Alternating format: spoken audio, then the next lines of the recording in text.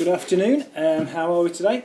After the video that I did yesterday on the way grading's changing from the suppliers and the way companies are going to have to start changing a little bit, I had a good question last night regarding why I consider Butterfly to be so good as a clef for making cricket bats. Well, the big thing is that it's looking at the grain structure, not the stain. So what people tend to do is they'll see. So here's one I've just roughly put on the planer. They'll look at that and see the stain and think, well, sort of. I've even known people think it's a knot. It isn't a knot. It's a stain. Okay, so they'll look at that and it puts them off. But actually, if you look at, try and get that in the light. If you look at the grain structure in it, they're beautiful and straight all the way along. Absolutely superb. So just like so, you got a top end piece here. Just got a few little pin marks. They're very shallow. They'll almost sand out. They will. But really straight grains. So if we look through the willow, so here's a cutting of the end of a piece of willow. It's a butterfly. You can see the stain. That edge is part of the stain. I'll try and show this up on camera for you. If you look at the grains there, see how beautiful and straight they are through the piece of willow, but beautiful, prominent, straight grains. This is off a top end piece of willow, one that I've just made today actually for someone, and I'll try and get that in. Try and get it in the light. There you go. Look, the grains are there. You can see them all nice and straight. So there's no difference really. It's just that the butterfly's got the stain in it, and the grain structure is what we're after. That helps us get the ping, the look of the bat, but ping, because you want it nice and straight. You tend to get more choice nowadays in butterfly of even grains as well.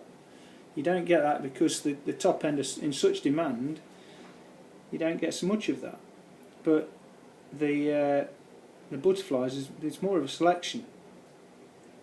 So that's why they make really nice bats, because they're just as easy to shape, make, press as top end willow.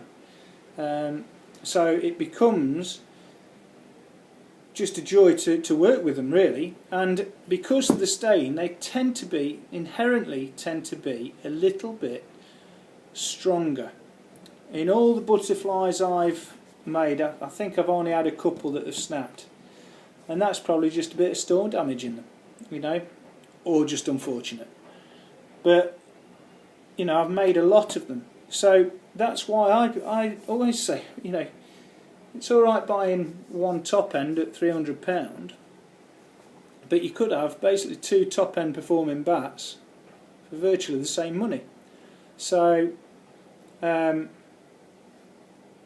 all you just see the stain.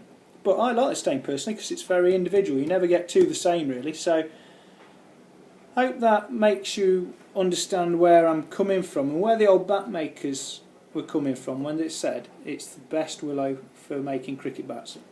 And like I said on the video yesterday, sadly it's gone out of fashion. It's bleached now and spoiled. And at the end of the day, it's a natural product, and it's got an intrinsic beauty in it itself, hasn't it? Just different stains in different parts of the bat. So one more thing is, I think I mentioned yesterday, so that stain there, sometimes if that's smack in the hitting area, that will feel a little bit harder as a general rule. A little bit firmer. It'll have its own sound. I always relate it to a gun going off. It's got like a cracking sound when it goes, and it pings like you wouldn't believe. doesn't affect the performance of it. In fact, in many ways enhances it. They do sometimes feel a little bit different just because they're slightly firmer.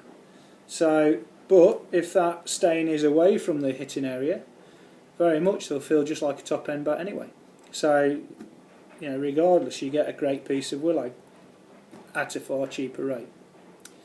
And it's good for willow stocks if people use all the what they class as the lower end as well. It helps the industry. So just bear that in mind. Hope that makes sense.